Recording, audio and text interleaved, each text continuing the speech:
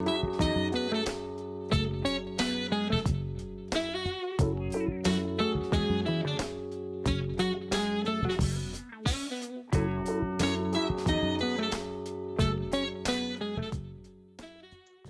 I'm Donna Brazile, the Gwendolyn and Colbert Endowed Chair in Public Policy here at Howard University. It is a great honor to be with Senator Kamala Harris from the great state of California and a proud graduate of Howard University. Senator Harris, thank you so much for joining us. Thank you, Donna. It's great to be with you and all the bison out there. Absolutely. Senator Harris, can you give us the latest on the COVID-19, the United States response, and what, if any, new congressional action is being prepared to help us with this pandemic? Definitely. And I just want to start by also just recognizing Howard University's historic role in addressing the health and well-being of the American people and the groundbreaking work that has happened and still happens from and in Howard University, both in the medical school and the hospital. As we all know, Howard University and the work of Howard graduates who are physicians and in the healthcare profession were at the front line when we were battling the HIV/AIDS epidemic. When we look at sickle cell anemia and all of the work that has been done, produced by Howard graduates or Howard University or the hospital, when we look at the health issues that have historically, for a variety of issues that have to do really with race, but the historical issues that have plagued Black Americans and how Howard has been at the forefront of addressing those issues, from Dr. Charles Drew to so many others, including now, of course, Dr. Wayne Frederick. So I just want to acknowledge that this is such an important discussion that is occurring in this place, thanks to you, Donna Brazile, because Howard really is an institution that is not only historic in nature, but really nationally and internationally known for the advances it has made in the area of science and physics, of course, and medicine. So with that being said, the state of play it's dire. Look, we are in the middle of a public health crisis like we have not seen before. I put it in this context. When we dealt with 9/11, it was a national security crisis, and thousands of people, of course, died. We look at the Great Recession, and that was an economic crisis, and hundreds of thousands of people lost their homes, lost their jobs. This is a public health crisis by its very nature that has then manifested itself into an economic crisis. And part of what it has also done, as with any crisis, is it for people who were not doing well before, they're doing even worse now. As with any crisis that we have seen historically, the least among these suffer the most. And it also highlights disparities that existed long before the crisis evolved. So I'll talk more about that in terms of, in particular, the impact that we are seeing on race and race having on this pandemic in terms of both healthcare, the economy, and also education. But where we are is that we are looking at numbers where we have never seen before. We are looking at a pandemic that has wreaked havoc. We just got the most recent unemployment numbers. And now we are looking at, first there was a report of 6 million plus who lost their jobs in the course of 1 week. In the second week, we were looking at almost 10 million, and then another 6.6 today. So just in the last few weeks, over 10 million people have lost their jobs. And what we did here in Washington, D.C. was that there was a bill that was a $2 trillion bill that we passed a couple of weeks ago. I voted no when that bill was first proposed by Mitch McConnell, the Senate leader on the Republican side, as did all Democrats. But we were able to negotiate and get out of that bill some progress, but it is absolutely not enough. And I'm happy to talk to you about the details. There's apparently, Senator Harris, there's apparently a disconnect between what the Trump administration is telling us regarding testing and what we're hearing from governors and mayors and frontline workers. What's the truth behind testing, and will there be enough tests? I understand there are 2 tests. there's a 15-minute test, and then there's an antibody test. I have health care, and I have not been told that there is any test available for people like myself who, at a certain age and clearly a certain color, I have one of several so-called pre-existing conditions, but I come from a family with genetic issues that have pre-existing conditions, and yet no one is talking about testing them. They're down in the bayou in New Orleans, as you well know. That pandemic is wreaking havoc on places of communities of color all across the country. So what's the truth behind this testing? The truth is that I just have to be very candid. We have had a vacuum of leadership in the White House. Donald Trump has been lying. He has been deflecting. He has been trying to place blame on others.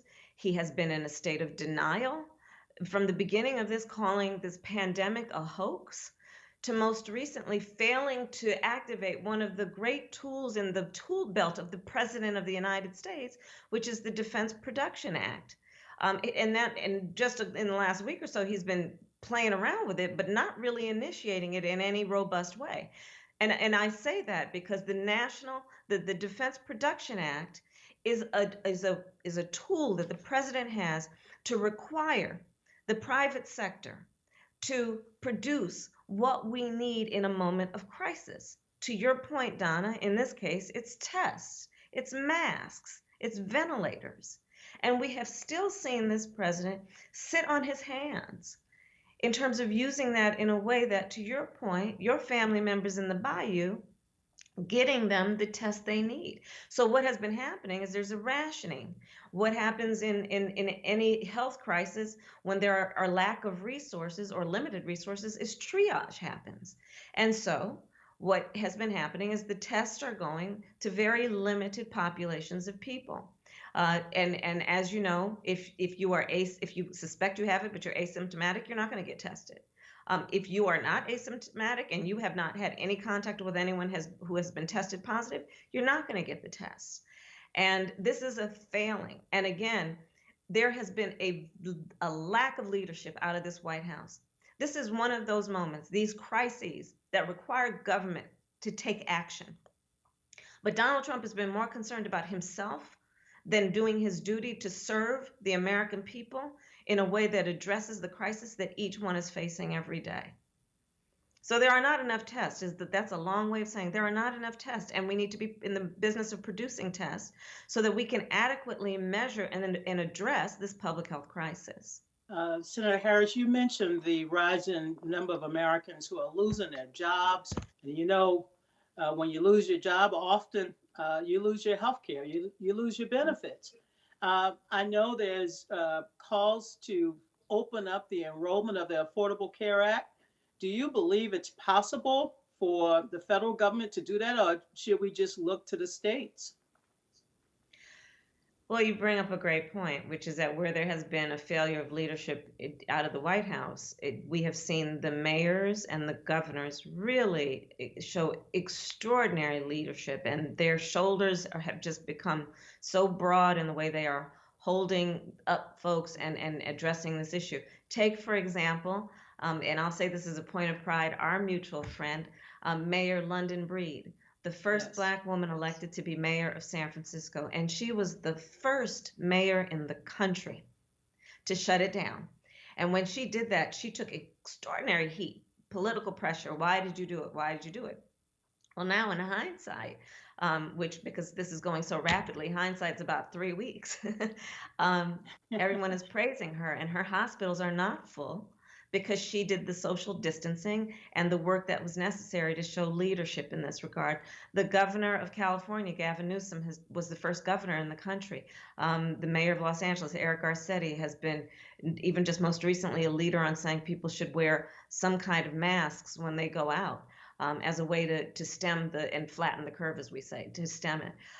But the kind of leadership that we need it is coming from local and state government. And so sadly, in some of those states that are really taking their cue from the president, and so many of them are southern states, they've been slow to act and slow to put in place the measures that we know are actually slowing the transmission of this virus. And that is a shame. That is a shame. And we've seen the result of that, which is that we're going to start seeing spikes in those places. And when you add on that the disparities in terms of race, you and I were talking, Louisiana, 70% of the folks have been afflicted who are Black. 70% of those who have been afflicted are Black. And so again, poor people, people of color, Black people are going to be affected. Let's also talk about the nature of this disease and this virus. It is a predator. It attacks people who have pre-existing health conditions. And because they are the most vulnerable and will be the most devastated by it. Well, let's put in context. Black folks have 20% more likely to have asthma, 40% more likely to have high blood pressure. Black women are 3 times more likely than white women to have lupus.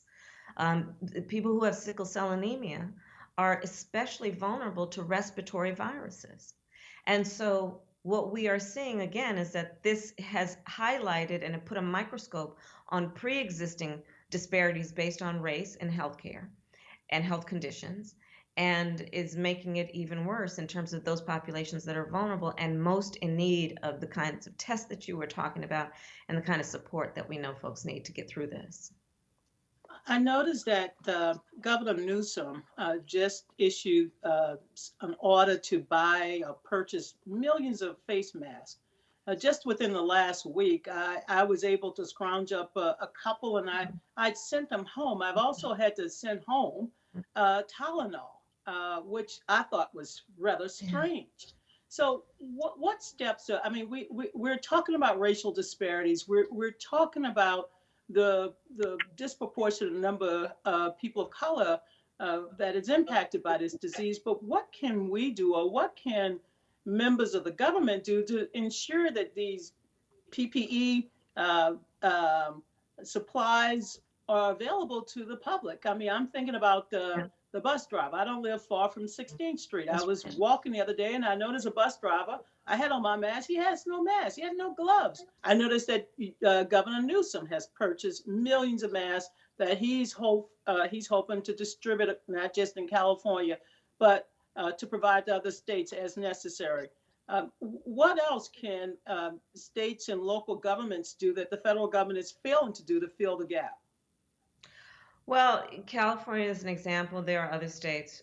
One of the very important logistical things that needs to happen is that we need to centralize where the supplies are and who needs them at what moment. So one of the logistical things that needs to happen, and again, it should be happening from our federal government, but it's not. And so states have to implement this, and many are doing this, which is we need to centralize the information about where the supplies are and where the needs are. What we know is that this virus will have its waves and trends. And so we want to predict ahead of time where it's going to pop and make sure the supplies are there when needed. And then when it subsides, that we get the supplies to the next place where it's going to pop. And that's about having a centralized database, frankly, where we collect information about who's got the masks. Do you need them right now? Who's got the number of people walking in the door who have symptoms or are testing positive or need to go to the ICU on a ventilator? And therefore, how many ventilators do you need? And so I know California is doing that work. It's not happening at the federal level, but that's one of the ways that we have to deal with the fact that we just do not have enough supplies. And again, Donna, I have to keep going back to the fact that the buck stops at the door and at the desk of the President of the United States on this. You can't walk around with the title of Commander-in-Chief in a moment of crisis blaming other folks instead of taking a role of leadership. And that means, like any leader must do, especially in crisis times, embrace truth, speak fact, no matter how uncomfortable it may make you or others, and embrace, in this case, science and what is necessary to address a public health epidemic. Senator Harris, there's another big issue that's cropping up, and that is voting. As you well know, just this week, the people of Wisconsin had to risk their lives and by going to the polls. Should we move to mail-in ballots? You have experience in the state of California with mail-in ballots. President Trump believed that it will lead to widespread fraud. What can you tell us about the voting and going to paper ballots perhaps as early as this fall? Yeah, and I just have to tell you, Donna, before we convened for our discussion with our Howard family, I was on a call with the Vice President Pence, and the issue of voting, the issue of race just did not come up from him. And so on the issue of voting, we need to have a national program of allowing people to vote by mail. We also have to improve the conditions during which people vote if they don't vote by mail. So we saw in Wisconsin, it was the ride or die folks who were standing in those lines, often not social distancing like they needed to, but there because they were so committed to making sure their voice was heard and counts. Right. So part of the proposal that I'm making is that we need to put in place systems right now for November that allow people to vote, make it easier for people to vote. We know that this pandemic is going to impact accessibility to polls. We already saw how poll workers aren't showing up, understandably. So we're going to have to create a system where polling stations are available for those who want to go and vote. But really, we've got to impress on folks the need to vote by mail where they can. You know, our folks have a whole tradition of going to the polls on election day. We have souls to the polls. We take our children with us when we vote because we know people fought and died, shed blood for our right to vote. But what I want to say to everybody is, you know what? We can honor the ancestors by voting by mail. And we're going to have to remind people of that, because it's going to be more difficult this time. And that's on top of all of the voter suppression that's been happening since 2013, when the United States Supreme Court gutted the Voting Rights Act with Shelby v. Holder. And then we know there, on top of that, I serve on the Senate Intelligence Committee, the Russian interference with the election of 2016, targeting African-American voters with misinformation to turn folks off from voting. All of that is happening right now. And there couldn't be more at stake in the outcome of this election in November. And it's going to be even more difficult than ever before to get folks' votes to count. And so we're going to have to make an extra effort because so much is on the line. And to your point earlier, Donna, about open enrollment around the Affordable Care Act, which is also known as Obamacare, because President Obama was the champion of that together with Vice President Biden. Part of the issue there is that the president, Donald Trump, has his Attorney General, Bill Barr, in a courthouse still trying to get rid of the Affordable Care Act, right? So this thing that brought healthcare to 30 million people, they're in courtrooms right now in this administration trying to gut it. And so we all have to speak up and say we want the Affordable Care Act to stay in place. We want to make sure that and put pressure on the president and the administration to extend open enrollment. So all of these folks who lost their jobs and are losing their health care and cannot afford COBRA will have access to health care. One of the things I'm fighting for in the next bill is that whereas before we made testing free, that in this next bill we make treatment free. Thank you so much. Senator, there's also reports of rising racism and verbal and physical attacks on people perceived to be Asian American or Chinese American. How can you address this issue as well? And can you tell us more about what's happening? So I actually brought this issue up when we were still having hearings in the Senate with Ken Cuccinelli, the acting secretary of the Department of Homeland Security. It's a real issue. We've seen awful hate crimes, including a case in Texas where a family was stabbed, an Asian American family, and it's real. And again, back to my earlier point about all of the things that were wrong before are magnified now in a crisis. Hate crime has always existed. Racism has always existed. We know that. And in a moment of crisis, then these things are they grow. And so I've done a call, for example, with Derek Johnson, the president of the NAACP, and a national call where we all always will stand in solidarity, stand as a coalition to speak out against hate. wherever it happens, and against whomever. And our philosophy is always going to be nobody should be made to fight alone. So that means standing with our Asian brothers and sisters and neighbors and friends and relatives and speaking out. Part of what we need to do, and what I've asked for is, and I'm working with Mazie Hirono, the senator from Hawaii, on this, is that there needs to be investigations, and the United States Department of Justice needs to put resources into investigating these hate crimes and prosecuting them, so that people are very clear that when they exercise this kind of hate, that they will face a consequence, because we're not going to stand for it. Can you give us an update on your efforts and the efforts across the country to commute the sentences of nonviolent offenders so that they don't face the risk of transmitting or getting this disease? Right. So actually, just this morning, I had a call with the Deputy Attorney General, the United States Deputy Attorney General, so the number 2 in the United States Department of Justice, to express again, because I've done this through letters as well, that the Department of Justice needs to have a policy as it relates to the Bureau of Prisons, where I've also sent our letters and demands, that there is early release for vulnerable populations. And so that is the elderly, that's pregnant women. It is those who have pre-existing health conditions, who can be released under home supervision and pose no threat to their community. But the conditions in the prisons are absolutely conducive to the spread of this virus. And people will be virtually sentenced to death if the Bureau of Prisons doesn't take serious steps to mitigate against the transmission of this virus.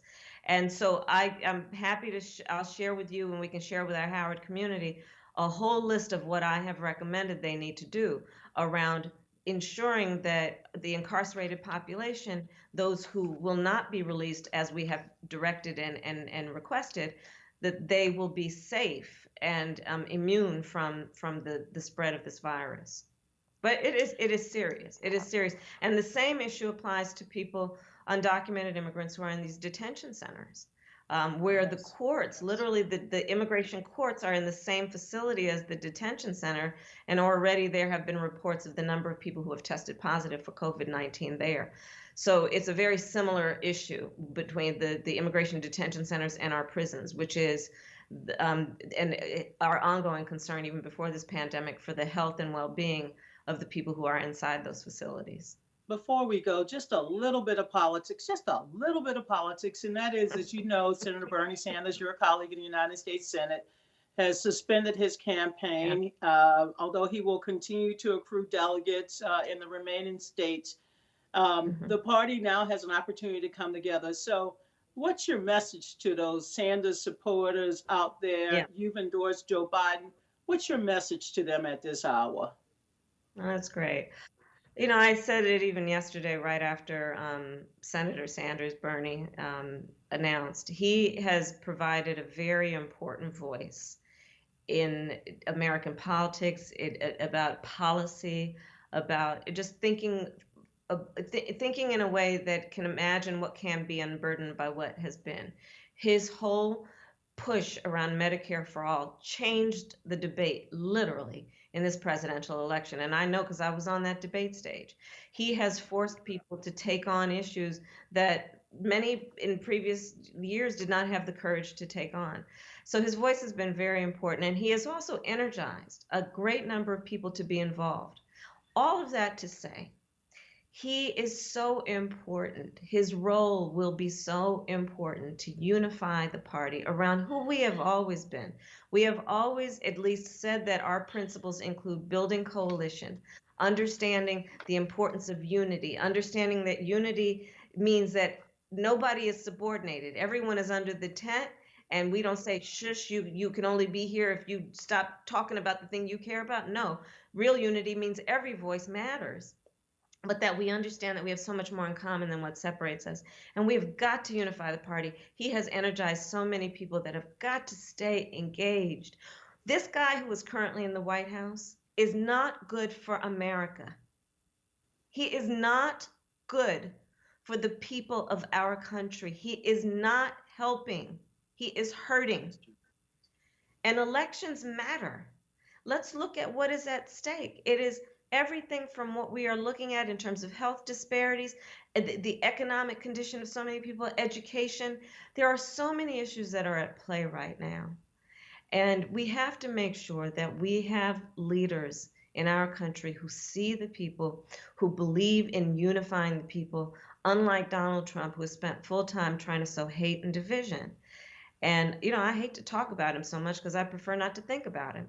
But the reality is that we have to remind people with a sense of urgency that this election is going to have grave and profound consequence.